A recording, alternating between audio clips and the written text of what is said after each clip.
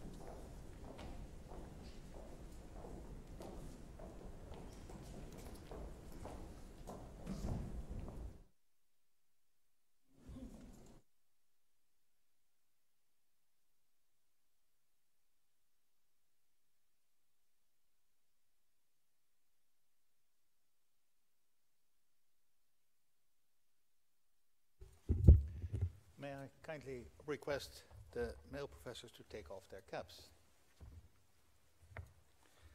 May the spirit of wisdom and mercy grow and blossom in all of us. Please be seated.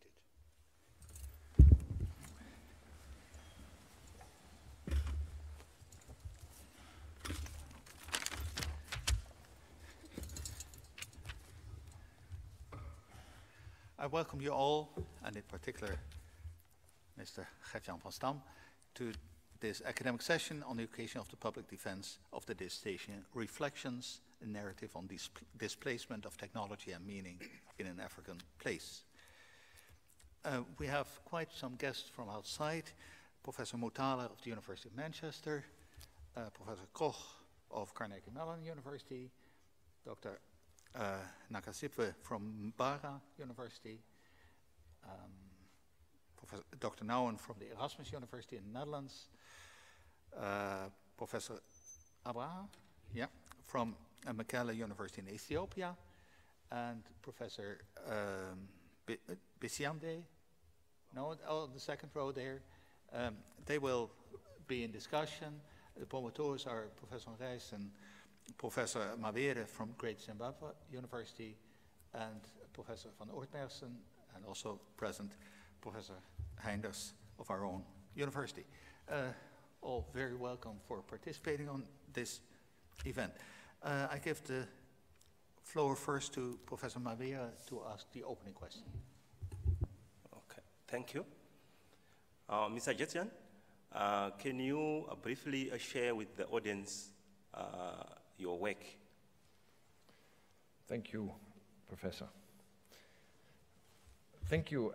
I thank Director of Magnificent, Professor Aerts, for the opportunity to present my research and findings at this public venue at Tilburg University today.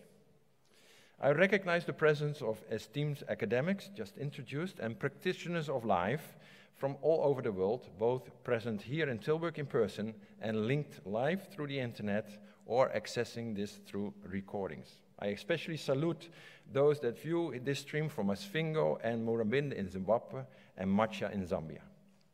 I thank you all for your efforts to interact with this research and findings on questions on what happens where African society and technologies meet. My thesis introduces many aspects that play a role when investigating the effects of the introduction of technology in an African place. I focus on the introduction of information and communication technologies in Macha, Zambia, and augment my observations with experiences in other locations in Zambia and in Masvingo province in Zimbabwe.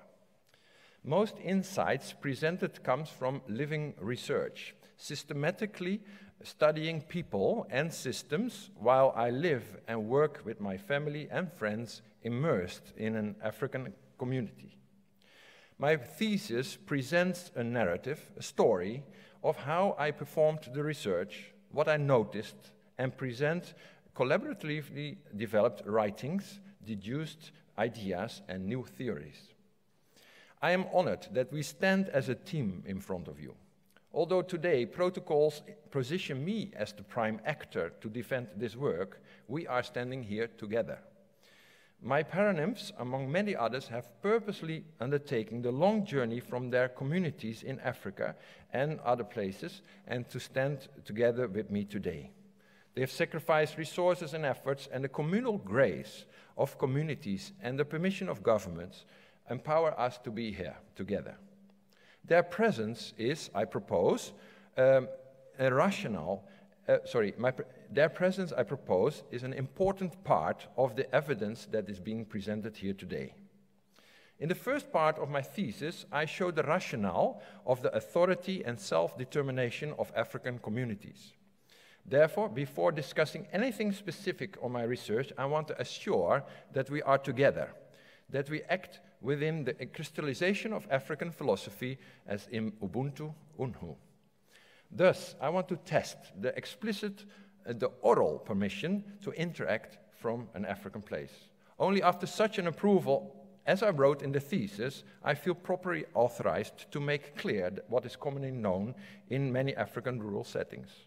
Therefore, I now call upon the engagement of my paranymphs, His Excellency, Senator Chief of Chiefs, Charumbira from Zimbabwe, who is wearing his chief gown, and we are his subjects. We live in his chiefdom. And Macho Works Director Fred Mwetwa, he is here on behalf of His Royal Highness Chief Chikanta, former Vice Chairman of the House of Chiefs in Zambia, who was denied visa to be traveling to the Netherlands today.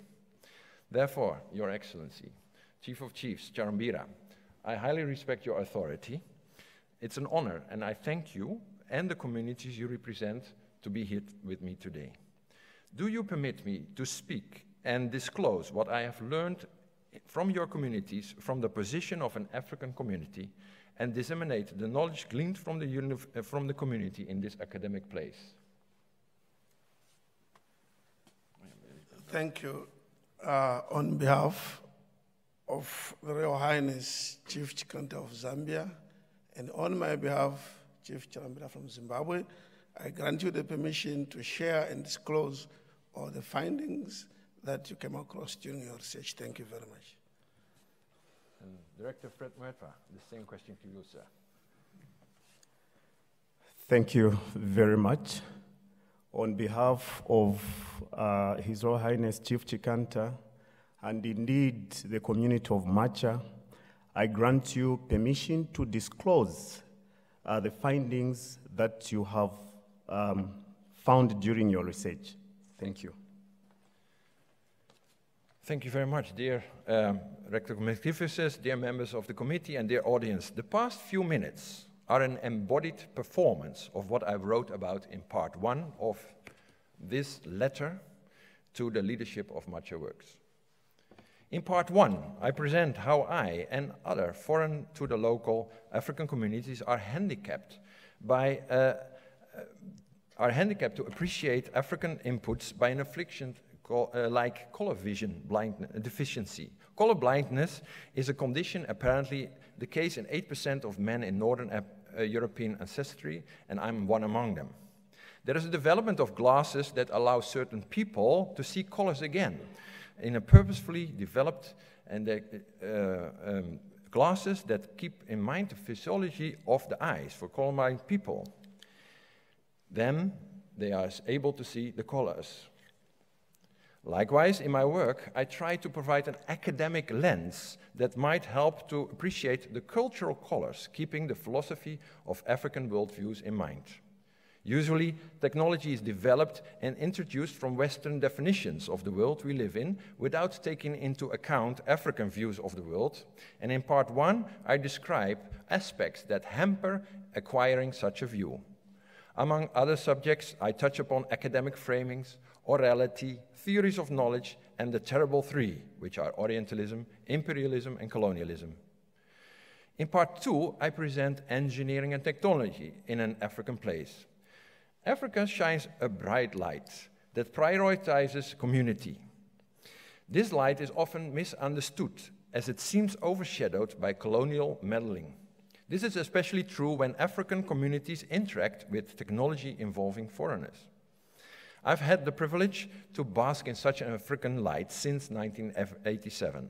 Since the year 2000, I have lived in Marambinda, Zimbabwe, and then in Macha, rural Zambia since 2003, and since 2012 again in Zimbabwe. In part 2, I describe a few tokens of what transpires in the lived world. I've published many documents as community deposits before, but this letter contains just pegs, pictures taken with an academic camera for us to talk about today. I paint community life, the use of technology, and highlight some of the discussions as icons in a world that lies behind. Also, I show how, via technology, the historical structures and colonial relationships continue to be confirmed. Unfortunately, in this way, imperialist and Orientalist images keep defining African worlds. However, when assessing technology in Africa, I sympathize with Isaac Newton, one of my ancestors in engineering. In 1672, the Royal Society in England published his letter, and containing the new theory about light and colors. In this letter, Isaac Newton narrates his amazement when he assesses the constitution of white light. The letter describes his wonder and amazement and deep reverence to God as the originator of beauty and being. In part 3 of this thesis, I provide an overview of my contributions to the body of knowledge. I describe a lens with which to actualize what technology could mean in an African place. This lens, I hope, can act like a prism that Isaac Newton fed white light and see those beautiful colors. The conceptual framework that describes a meaning-making in an African cultural heritage I labeled the Big Five. They provide critical to derive a contextual understanding of African stories and of technology and society, locally in an African place with foreigners beyond Africa. The Big Five is a way to look at a range of different colors as components of the bright light in an African place. They are, first, Ubuntu, which I understand as communal love. Secondly, Oratio, positions at communicating embodied knowledge. Relatio, involving relational resource allocation. Dominio, which strives for maturity. And Animatio, which describes the continuous present moment. My work shows that introductions of technology can be unhelpful in the local African community if there is no connection with African meaning-making. Technology introduced without respect for African values and meaning-making becomes part of a supercolonial relationship between the West and Africa. I conclude, my work calls on the honoring of African values that frame social significance in Africa. Such an honoring, I hope, can provide for new means of an academic sensitivity and toolboxes with methods to test interventions and technology to counter ongoing colonial domination and inequality. Thank you very much. Thank you very much for this introduction. We still move on with a critical discussion by Western academic values, if you excuse us. The first one will be Professor Mutala of Manchester University. Thank you very much, Gertjan, for that certainly very inspiring piece of work. Like all academic pieces of work, they raise questions, perhaps sometimes even more than the answer. My first question to you is to relate to one of your contributions, which is in the space of Oratio. And in this context, you, and correct me if I'm wrong, but you assert that orality, which is the oral culture of rural communities and perhaps some African communities, has an important place to play. This is in tension with the received wisdom that we must all become literate, in the sense that we must be able to write down our thoughts, our history, and so on. And this is an issue that I would like you to address. How do you see orality as a culture in the context of the clear imperative to be literate, to teach our people to read and write? Thank you. Thank you, esteemed opponent, dear Professor Mutale. I'm very grateful for your question, and I could have anticipated this one, as we have had a wonderful conversation in the aeroplane from Lusaka to England at the time, and we had this discussion for 6 hours, and I've learned a lot from you, and I thank you for this wonderful question, and I think this question will remain also to be discussed. In my view, orality is not just a cultural threat, it is a way of communicating. It's actually what in the later part of my thesis I explain to be embodied, it is a vehicle for embodied knowledge. Oratio plays a very important role, orality actually, in embodied knowledge. Actually, I agree with you, literacy is very important for registration of the knowledge, as you have mentioned. However, I see literacy actually as a part of orality. Orality is the total way of communicating, among which is literacy, in my view. Actually, it's very interesting. Walter Ong, who has done the seminal work on orality, and whose work I refer to widely, has indicated there will be a second orality. He actually wrote those in the 80s, and it was not the time that we all have our videos and phones. I think when I look at our children and when I talk with the children, also here in the Netherlands, I see they are using their mobile phone to do video. And that is exactly what Ong explains as second orality. That's how they now transmit. They have not been typing too much text, but they have the literacy of the mobile phone. So I see orality as wider and not in conflict with textuality. That would be my answer, sir. Yes, in fact, I'm very relieved to hear that answer. Thank you very much. Okay, then the discussion will be continued by Professor Awa of TilburgUniversity in Ethiopia. Thank you. I really have enjoyed reading your thesis, and I do have on it. Your thesis has clearly shown on how the African indigenous contexts are incongruent with the realities that exist in the Western parts. And the core issue of the idea, as I have observed, is the African philosophy, Ubuntu, which is based on thinking that I am because we are. And this is a fundamental issue for clear understanding with each other that exists in Africa. Such issues usually deal with the maturity of dealing with multiple memories of the past and the uncertainties of the future. Such a maturity also entails our attitude towards ourselves and others. This is all about forgiveness, love, hope, and self-esteem, which are very basic. And my question here is, on the other side, our planet is facing so many problems, which I think is total sum of the crises which are occurring in regard to this idea of, so how do you elaborate, or how can you explain the role that this Ubuntu can help or can contribute in saving our planet? Or in short, what do you think, and how can the rest of the world, especially the West, learn from such an African philosophy in solving its problems? In short, I'm asking the relevance of Ubuntu in outside of Africa. How do you analyze it? And that's my question. Thank you. Dear esteemed opponent and dear professor, thank you very much for this wonderful, absolute wonderful question. And also thank you for coming all the way from Ethiopia. And I'm aware that the question of love and African culture is close to your heart. And you have done magnificent work in that area, so thank you very much for this excellent question. And actually, I feel completely unqualified to answer it. However, I have been authorized just now to answer it because my paraphronims are much better equipped to do that, but that's my role right now. And as the Rector for Magnificent observed, we are here in a Western setting.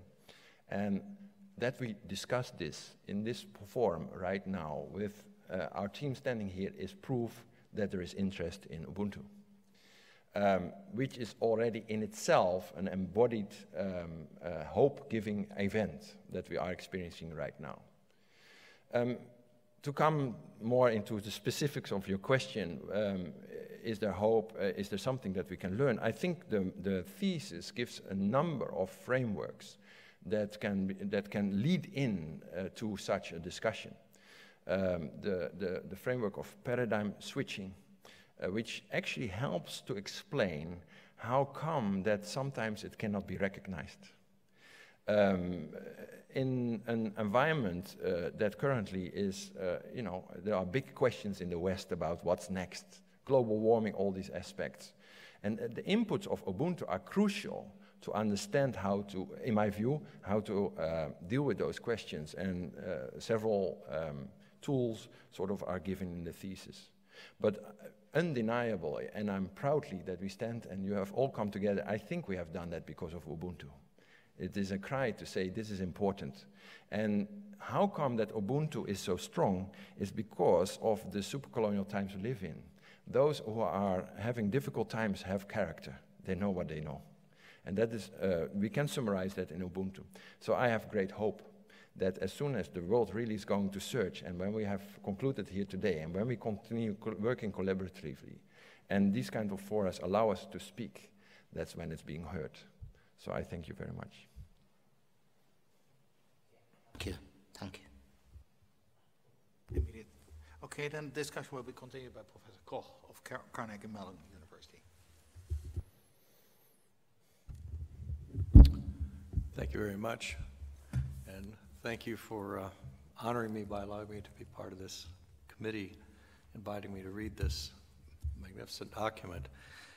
But as with all academic work, it opens up lots of questions. In particular, I would like to have you extrapolate. You're very, very careful, and to your credit, you're very careful in your dissertation to make it clear that you're writing from your very particular experience and the very particular situation that you're in. But I think it would be interesting to hear you extrapolate in two ways. One is, to what extent do you believe your findings, and especially your identification of what you call the Big Five, to what extent are those values specifically African, or what aspects of those values are basically found in any indigenous rural culture? And the other part of it is, as you look at urbanization, so you talk specifically about rural Africa, do you see urbanization and urban Africa in particular continuing to carry these values? Or, well, just tell me what you think about urbanization. Let's leave it at that.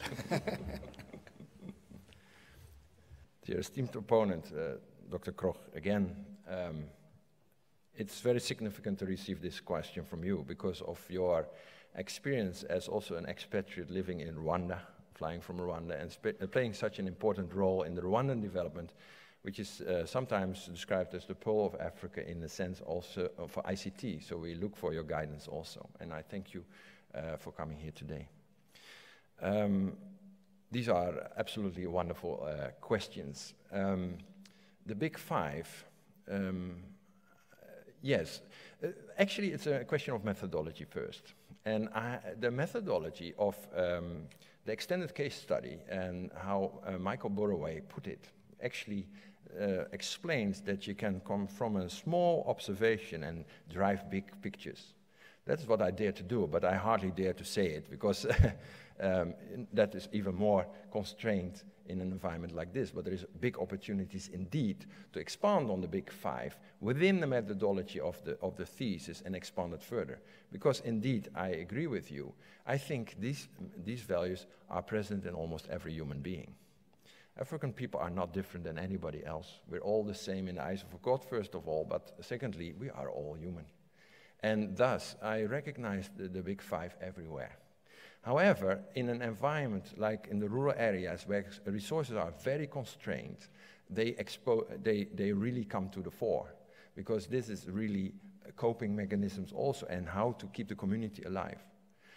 They are really building community. It's community first, but how to build community, Big Five play a role. Everybody wants community, I've seen. When I come here, there's questions, and then there's question, how do we build community? And they said, well, read this Big Five. Actually, they are helpful. I think there are several links that the Big Five can link into. There are theologies, there are sociologies, there are many areas that they might synthesize students and researchers to probe further. So I agree with your intuition that this is bigger than it could be. But here we are, I'm defending here. Here I can prove that they exist in this environment, as you also have heard, and that proof is there. But I call upon other researchers to work together and recognize them all, because then I want to link to the previous question. I think they are important for the world. The second question you asked on urbanization. Yeah, that's a tough question. Of course, again, I'm not fully capable of answering the question, because although we also, I work with SEDIC, SIRDC in Zimbabwe, which is based in urban areas, so we also have a pied-à-terre in urban areas. It's sincerely confusing. I think if when we use the lenses of supercolonialism and we look at the cities, we discover very many things. What I've discovered in other travels in South Africa and so on, that the colonial times and the ongoing colonial times are really pushing the cities to be something that they want it to be.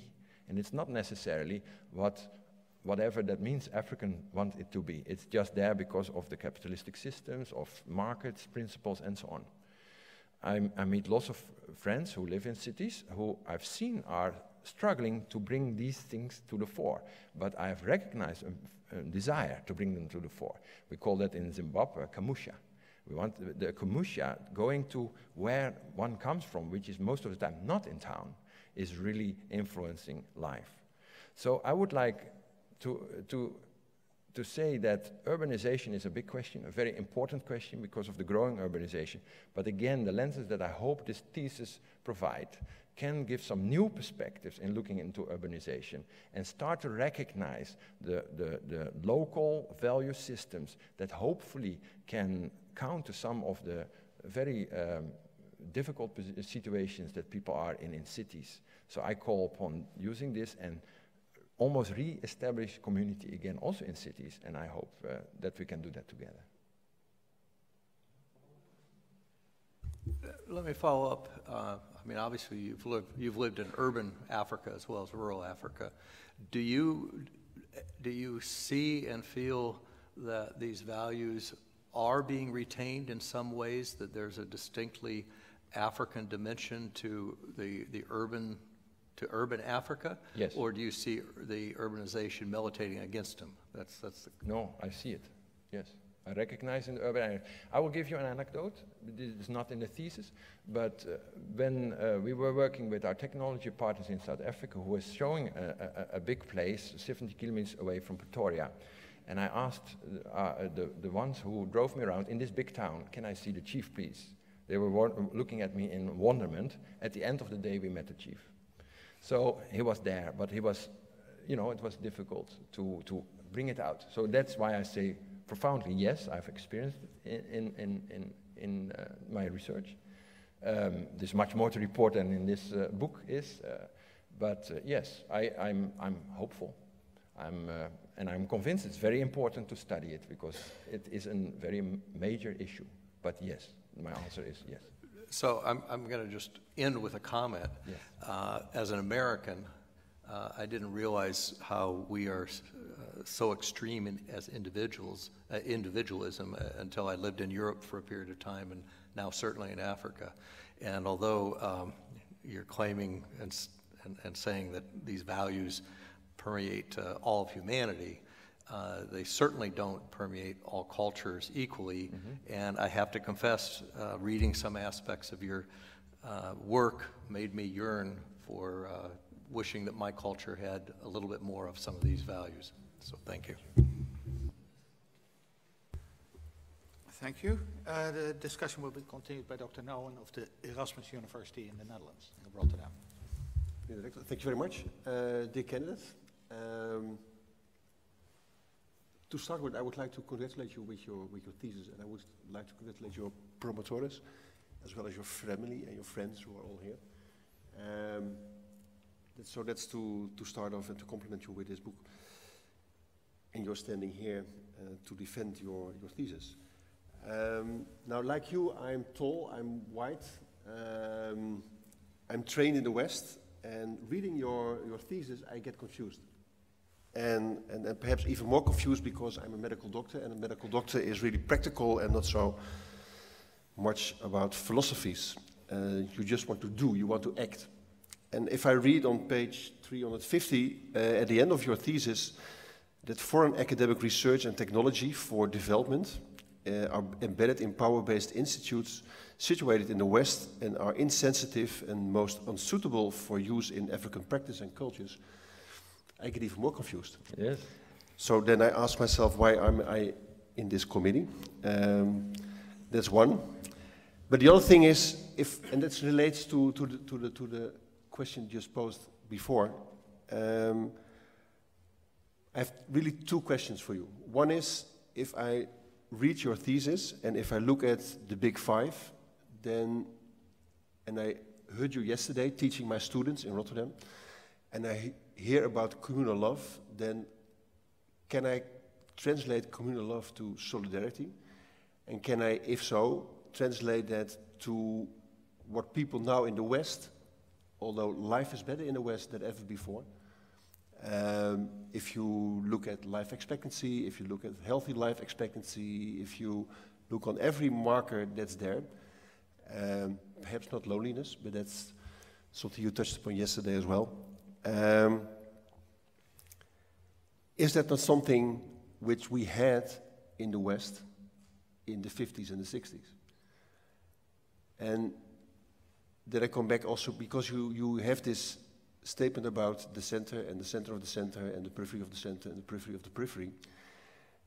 Is it not that perhaps Western culture has lost some of these things, going from perhaps a we or an it paradigm to an I paradigm, which perhaps in the US people have lost as well, or society has lost as well, and that perhaps translates to people wanting to go back to the 50s and the 60s because that was easy, that was small villages, not big cities, a small world, not a big world. So how would you react upon that? Thank you. This esteemed opponent. I thought you wanted to ask two questions, but this seemed to be one. I keep the next one for after this. All right. First, addressing our long white complexion. Maybe that's also why you're in the committee. I don't know why you're in the committee. But I think what we share, dear opponent, is a desire to learn from others and to respect where we go. I know you as a traveler all over the world. Where you go, you embrace the local environment and you're really keen to work accordingly. So maybe I should have made a special note in that sentence, except Dr. Nouwen, I'm not sure. But it is, in general, yes, I make a strong point, an audacious point in the thesis that we must value local culture that is not necessarily known, and this other culture that comes in with research and stuff just comes in without sensitivity to it, and then it's not helpful. Actually, it delays. I've put in other place. It just takes away the attention, the local attention, to solve the local problems. Is Ubuntu something that was had? I think paradigm switching is a unique proposal in this thesis. Kuhn talks about paradigm shifting, but basically he talks about one paradigm. I want to rubbish that notion with this thesis because I don't think it's there. There are multiple paradigms, I just do one. And actually literature also, which I referred, is asking about meta-paradigms and so on and so on. So I think all of these paradigms are shifting. So the we is also shifting and the I is also shifting. Let's hope it shifts to each other. I'm not sure about that because you almost gave the answer to your own question. So whether or not it is here, I don't know. I didn't do research here in the Netherlands. I did research in Zambia and Zimbabwe and other African places. And I, of course, got sensitized by what I learned here. So I can't answer that question, what is happening in the Netherlands. It's not in my study. But I would hope that paradigm switching, supercoloniality, and the Big Five will give a new cadre to address issues. And actually, I was very encouraged by the lesson we did yesterday with your students, over 100 students. And the question that came afterwards was a new sensitivity. There was a question, actually, how do I tell in the Netherlands to my brother who's 17 about this profound experience I had? Then I said, well, you are a doctor, I'm an engineer. To learn engineering, you have to learn Laplace transformation. That's a mathematical method that you don't know when you haven't studied it. So I would call upon the students to study it. They spend their time to learn to it, but you cannot just say it in one word to your 17 years old brother. So we need to study together, and I would hope that this work from Africa will help informing the work that happens in this environment, because we all need help from each other. Thank you. Okay, thank you. Then I come to my second question, and that is, if time permits. Yeah. And that's about healthcare, I said I'm a medical doctor. So, and if you look at healthcare in the West, and what it just related to is that life in the West, if you look at various parameters, is better than it used to ever be. Even if you ask people in the West if they are happy or not, then they are happier than a long time ago. So how do we then translate things we've developed in the West to an African setting? So how do we translate with your knowledge, knowledge from a Western institute, from a supercolonial power, supercolonialism, to a setting in Africa where both parties can benefit, but also whereby, because if a child dies here, I guess a mother is, and a father, and the relatives and the family are sick of such a thing happening. I think that the same is true for a woman in Africa losing a child.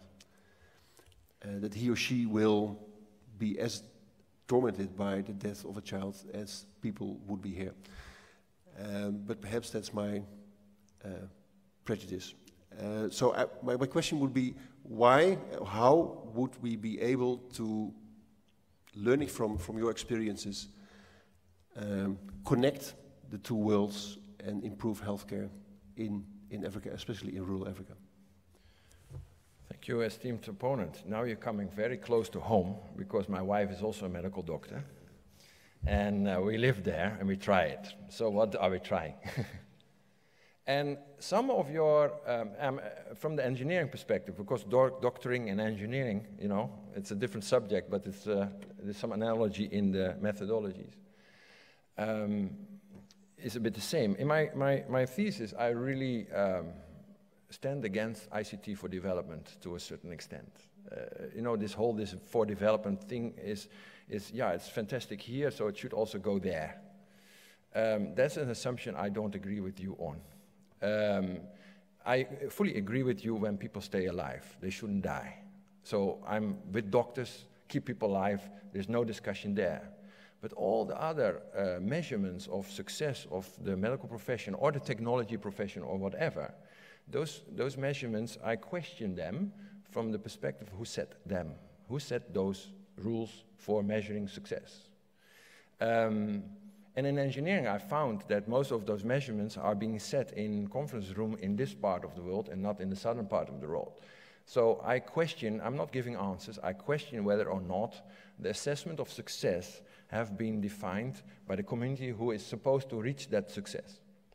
So in that way, I can't join in your thinking, because what you consider success in a Dutch environment or in a Western environment, I'm not sure if that would be considered success in an African environment. I don't know. I didn't study it, but I can question it here.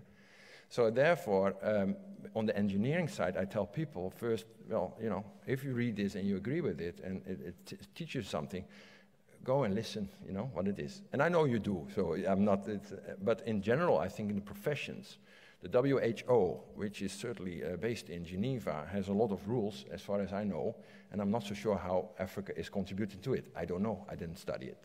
But in engineering, I've seen in the 5G environment, for instance, one of my chapters, that Africa is not consulted. So then I question 5G and its legitimacy, and of course, it's here positioned in this environment as very successful on the next big thing, but I can completely question it, because where is the African input? And I prove it is none. So we question the reason for success. So although I evaded your question a little bit on the medical doctor because I didn't study it, I hope to have contributed something to the discussion that I hope in further research can contribute to a better well-being for all human beings in the world. Okay. Discussion will be continued by Dr. Nakazipwe from Mbara University. Dear candidate, congratulations for making it up to this level. I'm also honored to be part of this panel to seek more clarity from the African perspective. Misconception about Africa, a commonplace in the West, more especially in the literature and the media. And in 2001, President George W. Bush famously commented, and I'll quote him, "Africa is a nation that suffers from terrible disease, thereby reducing," and I end the quotation, "thereby reducing the planet's second largest continent to a single country. Errors and generalizations like these are widespread and perpetuated by both the media and by the popular culture. With so many misconceptions about Africa in existence, it's often hard to get a realistic view of a continent that is as complex as its beauty."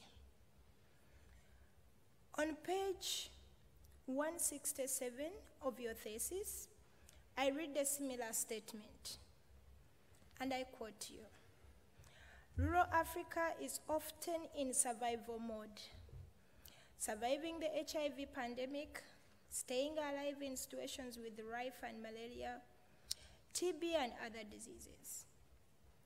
In search of and often having no fight for education, water, transport, communication, energy, and financial services."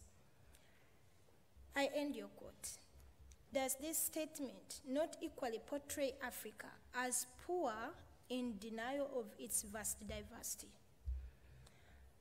Are your observations from Macha not also in danger of constructing an overgeneralization that reduces Africa to a small community, Macha, with a homogeneous problems without recognizing the diversity on the continent? Can you comment on the danger that your generalization across African regions places Africa to a simplified notion? That's my first question. All right. Thank you very much, esteemed opponent. And thank you very much. I was also honored to be at your defense, and your work on the women in northern Uganda is very profound and informative. And I agree with you on the generalizing statements of Africa in public media, and I think I put it in the thesis as part of media imperialism. So it serves an imperialistic notion of that it's part of the terrible three. So the whole generalization is Orientalism, it shows in imperialism, and it results in colonialism. Indeed. So the quote that you have, I have to see it in context, but indeed sounds like that. But it's specifically in the context, and I must almost look now which context it was. It should be qualified, that context, and I hope it is, because the methodology allows to look at the environment of Macha. So I come to your generalization issue before addressing that one. To look at the Macha environment and come to generic conclusions, of course qualified. And I think the Big Five and the proposals of the paradigm switching and the Big Five are general statements like that could be seen as re-unifying, you know, it makes it happen. That's why we have here the testimony that I can represent those stories as representing from those areas.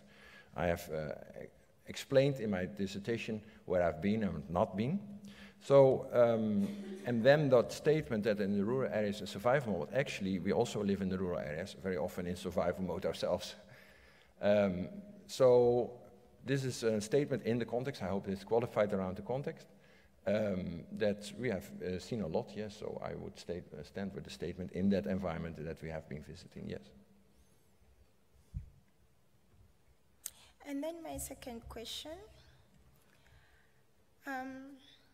I know that you consider this problem of generalization. You also have put into context the notion of agentic resilience by the Africans being able to live within their circumstances and managing to an average. You set out in your book the traditional culture through the Big Five. This raises the important question of how such virtues of traditional culture can be regarded and be of use to the community and its people in the rapidly changing world. May I ask you then, from your lived experience in Macha and in Africa, what is the relevance in your view of keeping a traditional African culture in the era of the globalized technology? Okay, thank you very much. The esteemed opponent. And actually, I was very glad with the introduction of the second question that we seem to have come together in the discussion of the first question. I'm not here to judge, so I have no opinion about these findings in the settings, whether or not they should be, what should happen with them. I first of all thought it was important that we discuss here today, and I defend that they are. They exist as the way I've put them here. I stand for that. Of course, you can ask me, how do you view that? I think, yeah, it's very difficult. In the areas I've been, I've recognized very often that there is a sort of double negation of self, basically explained in the thesis as become what the others say you are. I would hope that the contributions of this thesis and this research and the ongoing research, because this is just the start, as I've quoted, as stated, is also sensitize everybody. Also in Africa, we do this mainly for Africa. We discuss it here, but this is very important that it's also in Africa we discuss this as we are doing here in this forum.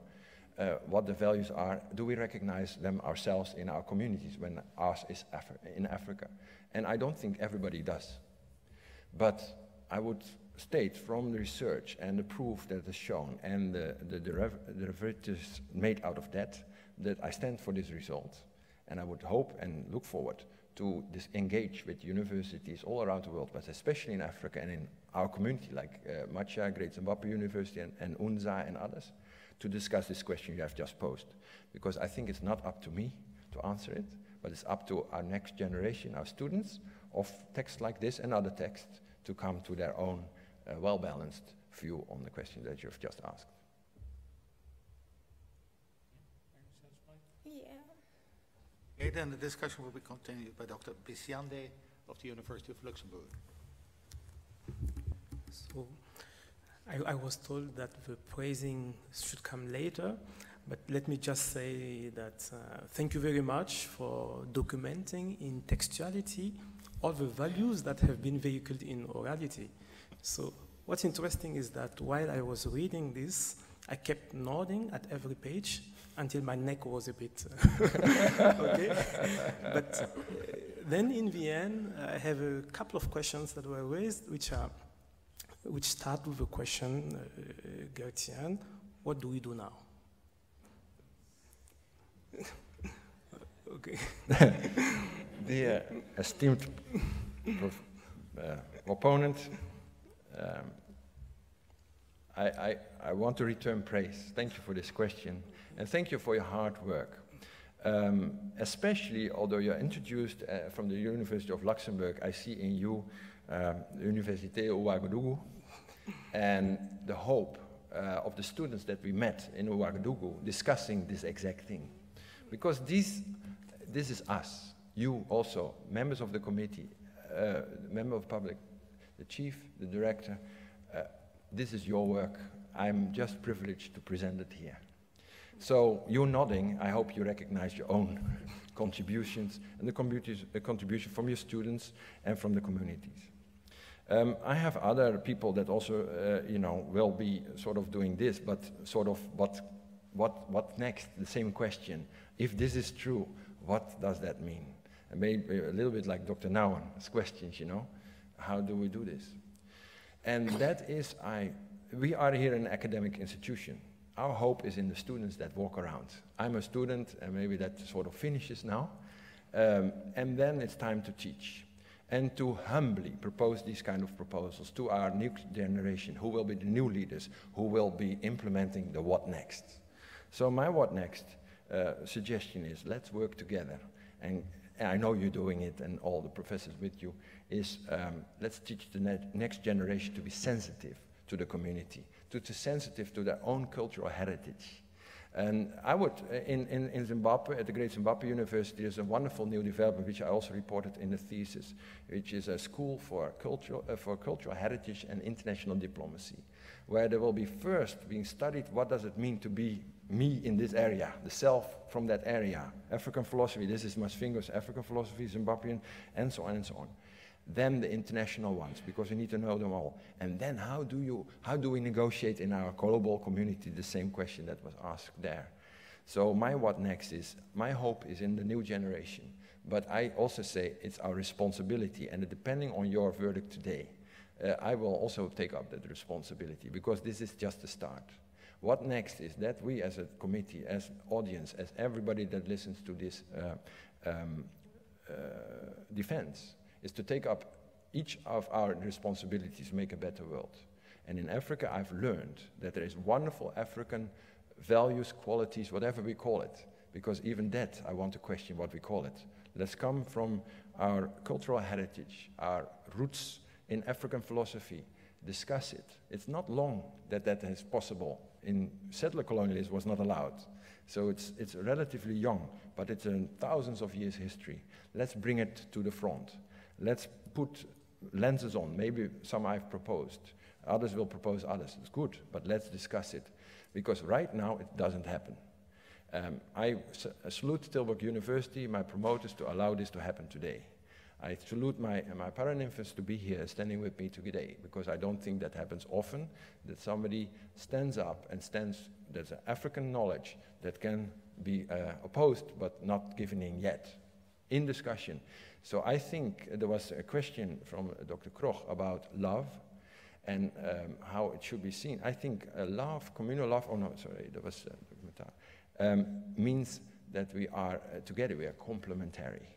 So Africa is complementary to a certain extent to other knowledge systems, but the complementarity is not well known.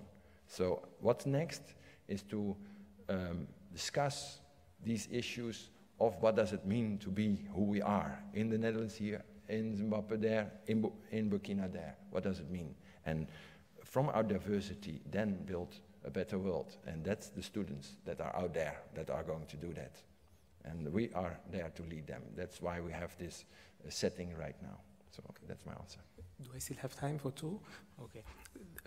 The next question is based on the document. There is an entire chapter where you actually go to examples, specifically the case of 5G. You know, and then when I read this, I said, oh, interesting. But isn't it a bit our fault to not contribute? Because this is a standard where everybody is called upon to say something about it.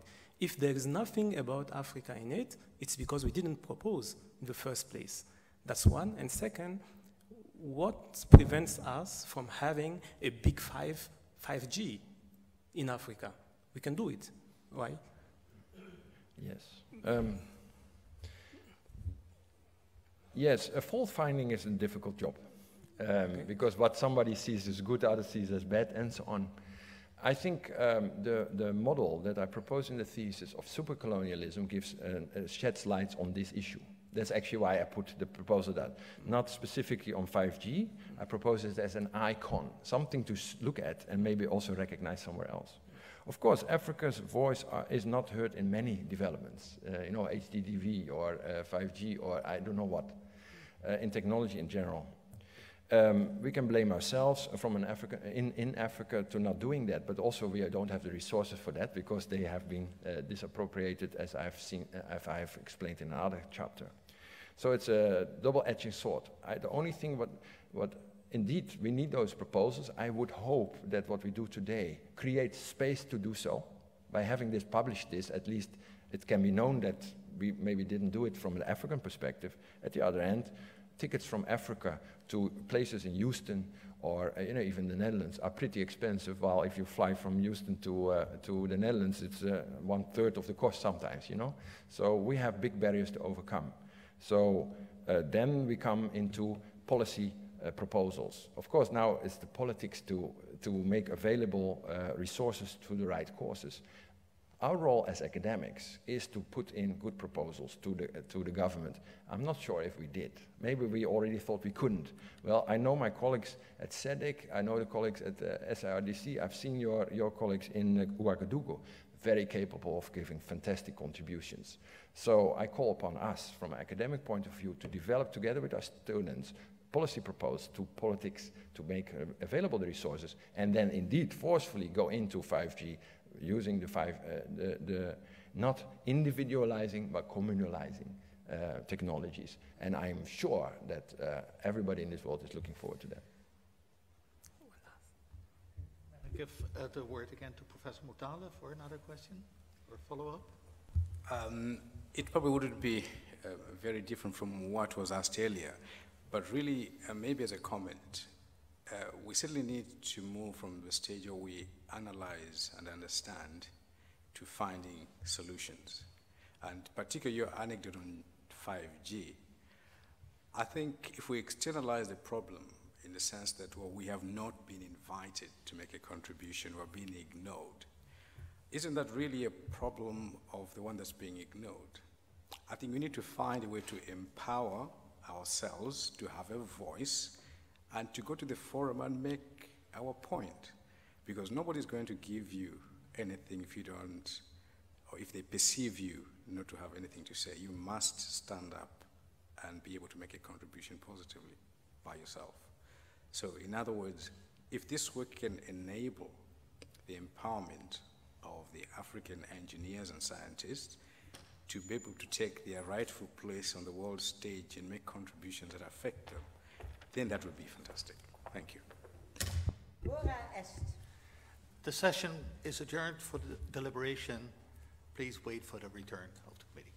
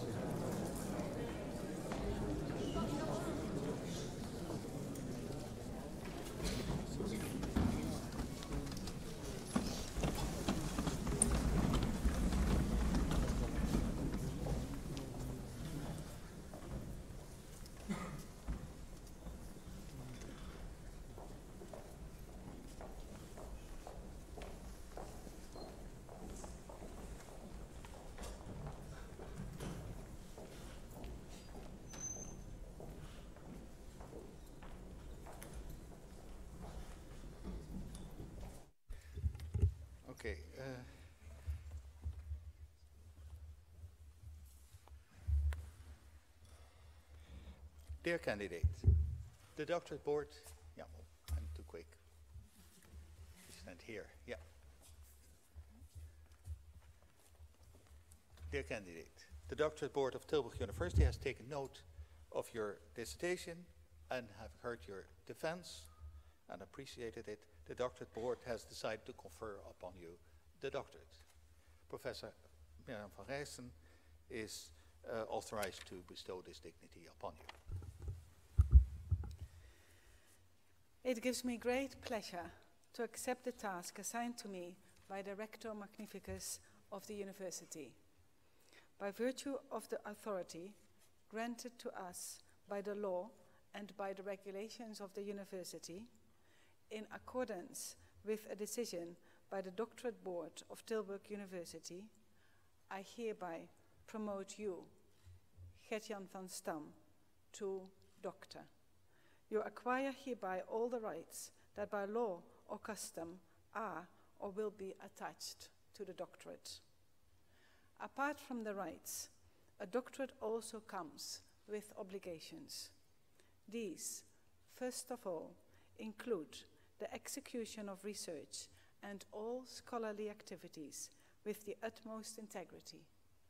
The privilege of being a doctor also entails that society needs to be able to rely on the sound and independent judgment of those holding a doctorate. As proof of your promotion to doctor, I hand you the certificate signed by the Rector Magnificus and the supervisors and reaffirmed by the seal of the university.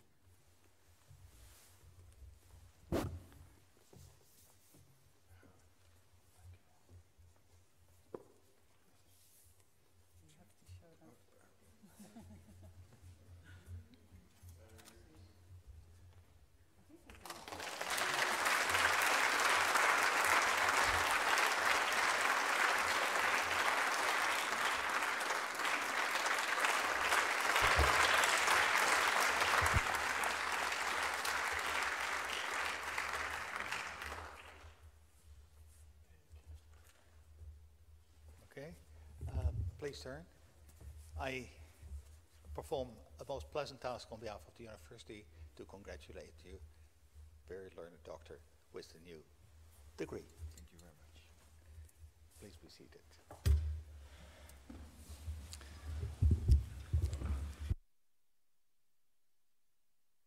I now give the floor to Professor van Rijssen as supervisor for her laudatory address. Dear Dr. van Stam, dear Gert-Jan, it is truly a heartfelt pleasure to be able to congratulate you today on your achievement. And I'm not standing here on my own. I'm extending these congratulations on behalf of Professor Munirazi Mawere from the Great Zimbabwe University of Masvingo and Professor Gerard van Oortmessen. They have both played a pivotal role in guiding the work on your dissertation, and it has been a privilege to collaborate with two such wise scholars. They have tirelessly contributed to bring out the best of you. This was the work of a team. You also are not standing here alone. You are standing here representing the community of Matcha, a community that gracefully received you and your family. In your thesis, you describe your struggle to enter this new community that would embrace you once you embrace the community. It is this embrace that came with new duties and obligations, new authorities to which you would submit yourself. Fred Meuter is here to represent the community of Matcha and as your leader. Fred has guided you with his authority and wisdom. You submitted yourself to it. Through submission to the authority of the community that received you, you became one with Matcha. If we congratulate you today on your achievement, we congratulate the community of Matcha, as your work represents their creative power, the matcha spirit of life and love, its understanding of Ubuntu, togetherness. Together, you undertook this journey, together with Janneke, Merel, Beauty, and Elmo, the Big Five, Van Stam family. Janneke, Merel, Beauty, and Elmo, we congratulate all of you. I can only begin to imagine how you have been part of this achievement. Whenever you were despairing for lack of connectivity, electricity, and all the other many challenges that needed to be overcome to finish this journey. It has been a journey of joint effort, resilience, sacrifice, love, and stubbornness. Today you share in the pride of fulfilling this important work that will undoubtedly guide many. Gert-Jan, indeed, you did not come alone. We take immense pride at Tilburg University today that you, Dr. Van Stam, are accompanied by two chiefs. The Honorable Excellencies Chikanta and Charumbiro took the responsibility to personally bring you here to Tilburg University to allow you to fulfill your duty according to the tradition of the universities of the Netherlands. Your Excellency Senator, Chief of Chiefs, Mr. Charumbira, President of the National Council of Chiefs of Zimbabwe, and Your Royal Highness Chief Chikanta, former Vice Chairman of the House of Chiefs in Zambia. You represent a long tradition of authority, and your presence here today in the auditorium is a great honor to all of us. We are moved that you accompanied Dr. Van Stam to this moment, and we are grateful that you approved of his effort to try and understand the Matcha community, undertake his work in Masvingo, and help us understand Africa through his eyes. We humbly request you, Honorable Chief, to send messages of well-wishing to your countries, Zimbabwe and Zambia.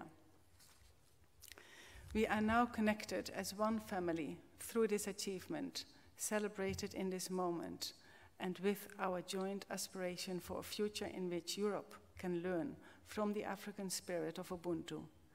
And we thank you, Excellencies, for your care of the Van Stam family, and we humbly plea that you will take them back in your good care. Because it is not easy for us to let go of the Van Stam family. Many of us miss them because, as you can see, here in the Netherlands, they are also not alone. Even if Dr. Van Stam now has an African soul, he was born on this soil, and he still belongs to us here too. I would like to congratulate parents and parents-in-law and all your family here for this tremendous achievement, for which they will surely be proud. They have offered you, Gert-Jan, unconditionally, anxious at times for sure, when the going got tough, very tough, trying to understand why life had to be difficult, as it could also be easier. They kept on offering support. They embraced you, who you are, what you think is right, and, so it seems to me, the seeds of Ubuntu were sown early in your life. Thanks to the generosity of your parents, you could explore further and further, deeper and deeper, what Ubuntu can mean in this present-day world. I know how much you care for them and how grateful you are for their presence here today. Present here and in your life are many others, friends, many who do not want to be called by name. They have supported you, they have worried about you, they have admired you, and today they celebrate with you. You have a network of friends of every walk of life with an unprecedented loyalty. A loyalty you deserve, because in your generosity, you serve many to the best of your ability. This was a special journey. I remember when Gerard connected us for the first time through Skype, and we have never stopped talking. Over long distances, using any digital means, we were always in conversation. I learned a lot from you. You came to my house to check me out. In the forest, we talked, and then, like a marriage proposal, you asked me whether I would supervise your thesis. A thesis, you said, you would not deliver on paper, as the wisdom of Matcha would only be delivered orally. And now today, here we have heard you speak. We've heard your reflections. Reflections that unite across boundaries and that force us to reflect on the quality of our globally connected society today, a society so difficult to understand. Let me then finalize with the words of the poet Jorge Luis Borges on two friends, Juan Lopez and John Ward. And I quote, "They lived in a strange age. The planet had been partitioned into different countries, each armed with loyalties, cherished memories, and an unquestionably heroic past, with laws, grievances, and their own peculiar mythologies, with bronze busts of great men, anniversaries, demagogues, and symbols. The division, the labor of cartographers, was good for starting wars. Lopez was born in the city by the motionless river, Ward. Ward, in the outskirts of the city, once walked by Father Brown. He had studied Spanish in order to read Don Quixote. The other professed a love of Conrad, who had been revealed to him in a classroom on Viamonte Avenue. They might have been friends, but they only saw each other once, face to face, somewhere down in those two famous islands, and each of them was Cain, each Abel. They were buried together, decayed in the snow. These events took place in an age we cannot understand. Dr. Van Stam, may I dare to say, Dr. Africa, thank you for shedding some light into our dark age that we find so difficult to understand. Thank you.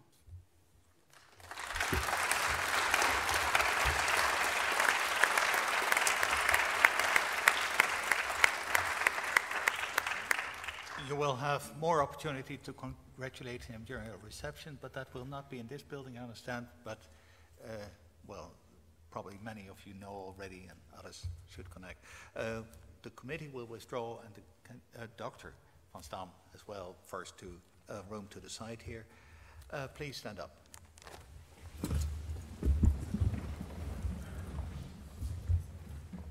I'll do the concluding prayer in Dutch. Mogen dankbaarheid ons volgen op onze zoektocht, barmhartigheid ons vergezellen en liefde ons voorgaan. The session is concluded.